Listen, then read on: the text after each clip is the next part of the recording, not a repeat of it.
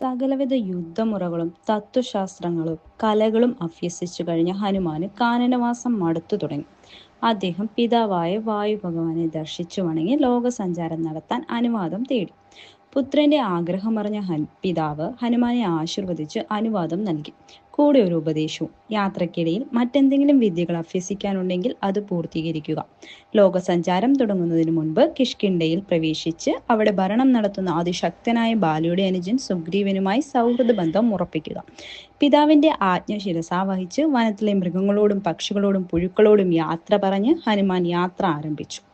കാതങ്ങൾ താണ്ടിക്കഴിഞ്ഞപ്പോൾ അദ്ദേഹത്തിന് വിശപ്പും ദാഹവും അനുഭവപ്പെട്ടു. ഒരു കാട്ടരുവിയിൽ ജലം കുടിച്ച് ദാഹശമനം നടത്താമെന്ന് കരുതി ഹനുമാൻ കൈക്കുമ്പിളിൽ ജലം നിറച്ച് മുഖത്തേക്ക് അടുപ്പിച്ചതും 8 ദിക്കും പൊട്ടുമാറ് ഒരലർച്ചയോടെ ആ വാക്കുകൾ ഹനുമാൻ ശ്രവിച്ചു: എന്റെ അനുവാദമില്ലാതെ ആ ജലം കുടിക്കരുത്. ചുറ്റും നോക്കിയ ഹനുമാന് നിരാശയായിരുന്നു ബലം. പക്ഷെ ഹനുമാൻ പിന്മാറാൻ തയ്യാറല്ലായിരുന്നു. ഒളിച്ചിരുന്ന് കൽപ്പന പുറപ്പെടുപ്പിക്കുന്ന ഭീരു ധൈര്യമുണ്ടെങ്കിൽ നേരിൽ വരൂ എന്നാജ്ഞാപിച്ച് ധൈര്യപൂർവ്വം നിന്നു. അപ്പോൾ അന്തരീക്ഷത്തിലേക്ക് കിടിലം കൊള്ളിച്ചുകൊണ്ട് അട്ടഹാസത്തോടെ ഒരു ഘോരരൂപം പ്രത്യക്ഷമായി. രാക്ഷസന്റെ വരവിൽ തന്നെ ചെറുവൃക്ഷങ്ങൾ കടപുഴകി വീണു. പക്ഷിമൃഗാദികൾ ജീവനും കൊണ്ട് പാഞ്ഞു.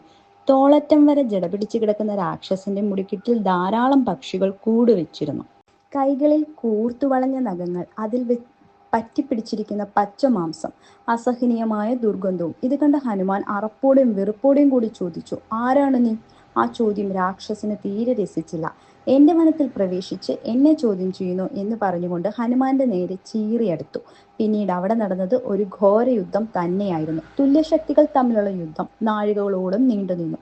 ഹനുമാന് മനസ്സിലായി, ശ്രീ പരമേശ്വരന്റെ അനുഗ്രഹത്താൽ മാത്രമേ രാക്ഷസനെ നിഗ്രഹിക്കാൻ കഴിയൂ.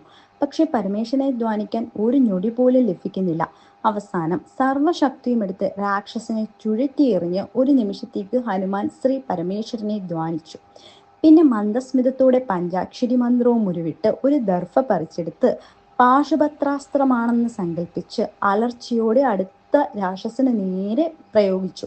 ഒരു പർവ്വതം പോലെ നിലംപതിച്ച രാക്ഷസന്റെ ശരീരത്തിൽ നിന്നും ഒരു വെളിച്ചം പ്രത്യക്ഷപ്പെട്ടു. ഹനുമാൻ അത്ഭുത സ്പന്ദനായി നോക്കി നിൽക്കെ ആ വെളിച്ചം മഹാതേജസ്വിയായ ഒരു ദേവകുമാരനായി മാറി.